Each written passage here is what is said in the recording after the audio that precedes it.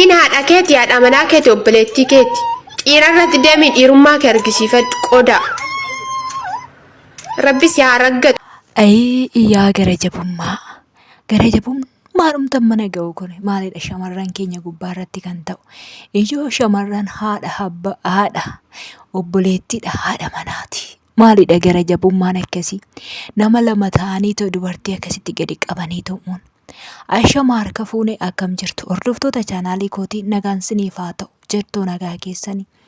Viidiyoo kana qabadhee siniif deebii warroonni aaraa mana koo dhuftan maamila koo ta'uu hin dagatinaa. Warroonni dura maatii koo taatanii jirtan immoo laayikii godhaa. Laayikiin keessan namoota biraa akka ga'uuf malee waan biraa faayidaan isaa namoota bira gahachaadha. Ijoollee bira gahan siniin jedha. Akkasuma sheerii gochuu hin dagatinaa siniin jedha. Anaa dhufuu baay'ee kanan jaaladhu, baay'ee kanan kabaju hordoftoota kiyya.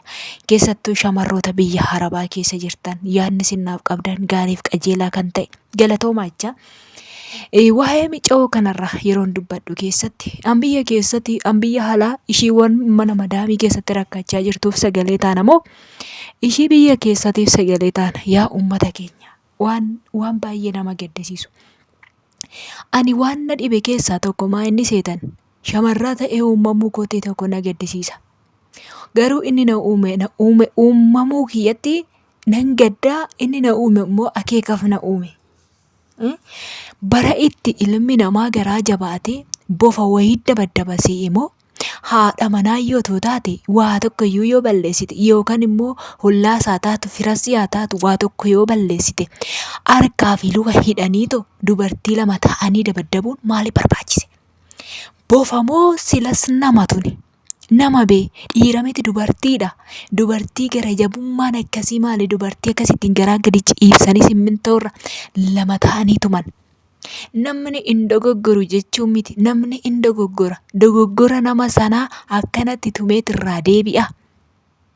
Kuni karaa tokkoon haada duubatti hafaadha. Oyyoo abbaa manaa ta'e. Abbaan manaa garuu kan abbaan mana nam tokkicha ta'ee dabaddaba. Kun immoo abbaa manaa miti silaa fuulli isaanii mul'atu lama ta'anii harka hidhanii waarratanii taateen kun biyya keessatti barkan ta'aa jiru jechaadha. Ofii isaaniitii dhokataniiti dubartii akkasittiin gadi tumochaadha. Harka hidhanii luka hidhanii. Ani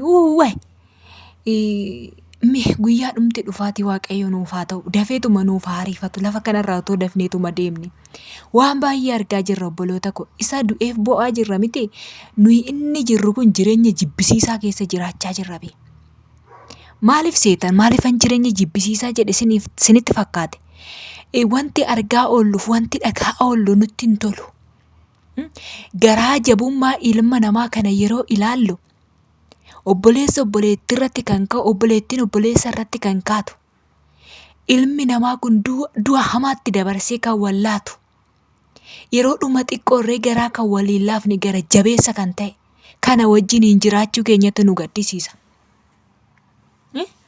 Maal ta'eedhaaf akkasittiin akkanatti tumama? Kun dhugaa rabbi namni kun seeratti qabamuu qaba. Viidiyoo ishii waraabe ofiimmoo dhoksu harka isaanii ittiin tuma sana qofa mul'isu. Ijoo biyya maal qabnaa? Biyya kamitti gallaa? Biyya keenya yoo jenne laala biyya keenya argitanii dubartii akkasitti tumaa jiru. Biyya ormaa teenya immoo biyya ormaa teenya erga biyyaa baane immoo jenne biyya ormaas nuuf gara jabeettidha. Du'atti dabarsitee nu laatti ishiin immoo siruma saatu keenyas sanuma ta'e. Ani maalan jedhu waanan jedhu isaa wallaalee hordoftoota kiyya. Keessi kun nagadde akka malee hin gadde jechaadha. Gara jabummaa kana laaleetuman gadde beektu. Bakka amalli namaa kun amala bineensaa qabaachuusaa ijoo bineensa wayya bara. Bineensa amma fakkeenyaaf yoo ati tuqxe malee wanti inni dhufee tosi nyaatuufis hin jiru. Yoo ati irraa gorte yoo ati guyyaan kan keeti guyyaa kee deematte wanti inni si tuquuf hin jiru. Halkan yoo deemte lafa dukkanaatti sa'uu nama tokko yoo argi nam tokko sana nyaata malee bineensi iyyuu nama baay'ee tokko yoo bakka tokkotti arge nyaatu jechaadha. Kun immoo namarraa dhalatee nama ta'ee dubartii keessaa gadi ba'ee dubartii akkasitti garaatti jabaateetoo gadi qabee akka bofaa tumu kun rabbiin si gaafata. itti gaafatamta waan hojjechaa jirtu kana. Yaa dhaloota garaa jallaa, yaa dhaloota Rabbiin hin sodaanne, yaa dhaloota Waaqayyoon hin sodaanne, yaa dhaloota uumaa keessan hin sodaanne, siniif wayyoo. Waan facaafattan kana hin haammattu.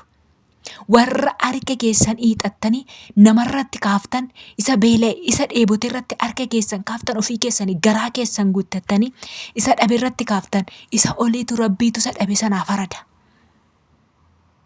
Guyyaan sitti faradamuu hin dhufa. Waanan jedhu wallaalee garaa kootu na gubata. Viidiyoo tokko tokko baay'ee isaan of biraa qaba. Dhaloonni baay'een dhufanii keessan narratti ergu, sheer narratti godhu. Yeroon ilaalu keessi koo na gidda nan bu'a. Viidiyoo tokko fa'aa argeen yaa hordoftoota koo nan boo'e.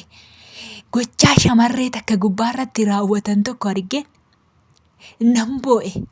Wayyoon jedhe. Abdiin kutadhe, ijoo dhugaa siniin jedha, abdiin kutadhe. Maaloo dafii kootu uumaa kun jedhe beektu gaaf sana abdiin kutadhe viidiyoo sana gaafan argu. Viidiyoo sana gaafan argu. Ati yaa isa dhiiraa, dubartiidhaaf of eeggadhaa. Maaloo dubartiidhaaf of eeggadhaa. Dubartiin dubartiidha baqqaa jaalladhaa. Yoo jaallatta sin jaallatti jibban beektu shamarran. Jaalala malee guyyaa takka jibban beektu sintu akkuma barbaade godheetoo biraa deema malee. Si jaallatte taana fuula ishii sitti hin garagarfattu. Dubartiitti hin dabinaa, itti gaafatamtu. Innaa akkasii siniin jedha hordoftoota chaanaalii kooti waa'ee miica'oo kana baay'ee tokko na gaddisiise dhugaa dubbachuudhaaf. Kanaaf waan jennuun nu wallaalchise gara kamitti sagalee akka taanu beeku ani na dhibee jira. Waan na dhaggeeffattaniif hedduu takka galatoomaa. Laayikii hin dagitinaa siniin jedha. Yaada qabdan koomentii jalatti naaf ka'a. Akkasuma viidiyoon ganama hojjedhe gubbaarratti koomentii hedduu keessan miica'oodhaaf kanan hojjedhe. Galatooma dhugaa galatooma jajjabina ta'aafii jirtu. Waa irra ga'e immoo deebi'een viidiyoo siniif hojjedha. Yeroo gaarii naaf qabaadhaa.